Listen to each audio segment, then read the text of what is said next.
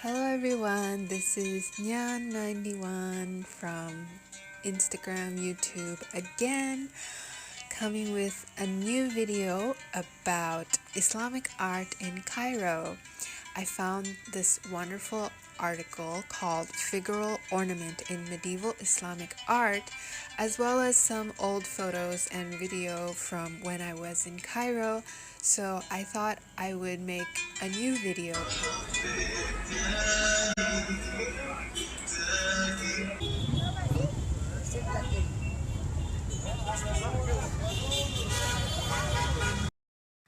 Cameo of Cute Cats of Al-Azhar. So yeah, that was a taste of the urban side, which is very loud and comparable to Mumbai, where I am right now. Luckily, I have gotten used to it and found my own way to maintain some academic focus for this video. The author is a professor of history in Istanbul, Professor Oya Pancaroğlu. Her article is in the Companion to Islamic Art and Architecture, and it has an eclectic, comprehensive collection of different chapters on Islamic art. And this chapter in particular focuses on figural representations of ornaments, animals, humans between the 7th and 13th century. I'll be quoting parts from the examples that are closely related to the things we saw in the Museum of Islamic Art in Cairo, which begins on page 505.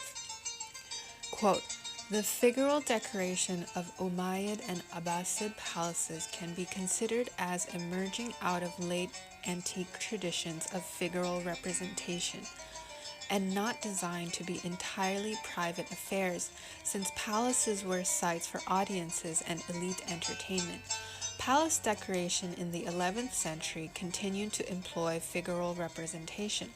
The Eastern Iranian traveler Nasir Khusrau, who visited the Fatimid Palace in Cairo in year 1049, mentioned scenes of hunting and battle combined with a calligraphic inscription on a gold background as the decoration of a throne platform. These images appeared to have been executed on a relatively large scale, and were probably either painted or carved and painted. His visit to the palace coincided with the celebration of the feast at the end of Ramadan, on which occasion the Fatimid Caliph hosted both the elite and the commoners. Among the offerings of the banquet that Nasir Khusrau observed were thousands of confectionaries in the form of trees and figurines, presumably both animal and human, ready for distribution." End quote. So this is like food in the shape of trees and figures. And the author felt that it was quite commonly acceptable to eat figures like this. Continuing on page 507, Nasir Khusrau mentioned these two instances of figural representation in the Fatimid Palace, the throne platform decoration and the confectionaries, mainly because they amazed him with their dimension or quantity. Although it is difficult to speculate about a figural program as such on the basis of his rather sketchy testimony, it is reasonable to suppose that the Fatimid Palace was embellished with different and impressive forms of figural art. More details on the figural decoration of the palace can be gleaned from the surviving carved wooden ceiling beams, today preserved in the Museum of Islamic Art, Cairo. These beams are decorated with cartouches containing hunting scenes, as well as musicians, dancers, cupbearers, and hunters on foot or horseback. Such images can be described as visual abridgments, which typically condense the concept of entertainment or pleasure into bite-sized pictures or vignettes made up of one or two human figures engaged in a readily recognizable activity. The conciseness of the compositions and the geometry of the framing cartouches accentuate their thematic unity, rendering them eminently suitable as repeated units of decoration. This serial visual characteristic is also suggested by later medieval descriptions of 9th to 12th century Cairene palaces, mentioning special rooms decorated with portrait series of female entertainers and famous poets. Nasir Khusrau boasted that before his arrival in Cairo, he had seen the great Ghaznavid palaces in what is now eastern Iran and Afghanistan, a claim which supposedly gained him access to the Fatimid palace for purposes of comparison. In the event, his account does not include an actual comparison between Fatimid and Ghaznavid palaces, but it is likely that the type of figural decoration he encountered in Cairo was not too different from what he may have seen in the East. Of the figural decoration of the Palace of Lashkari Bazar, today in southern Afghanistan, built by Sultan Mahmud in the early 11th century, only a portion of a wall painting was recovered.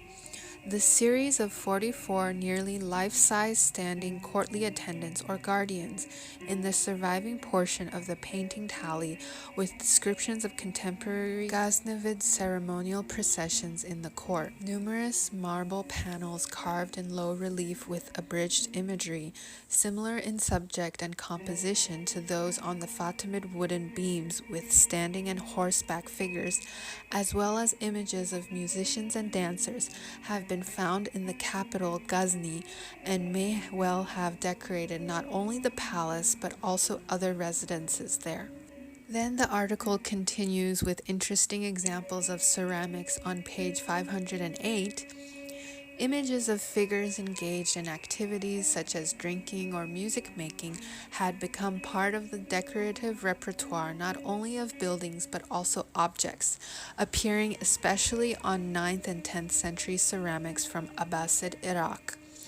These ceramic vessels were in demand especially for their highly innovative techniques involving opaque white glazed surfaces, densely overpainted with metallic compounds that created a lustrous optical quality, and are known to have been traded widely within and beyond the Islamic world. Imitations of these so-called luster-painted ceramics in eastern Iran were produced with locally available decorative techniques while replicating the subject and style of the Iraqi originals for the local market. When luster painting technology was established in Fatimid Egypt, probably around the end of the 10th century, the same stock imagery of cupbearers, musicians, dancers, and riders once again constituted a significant portion of the figural repertoire. So that's it for today's article and recap of the Museum of Islamic Art in Cairo. Thanks so much. This is Nyan91.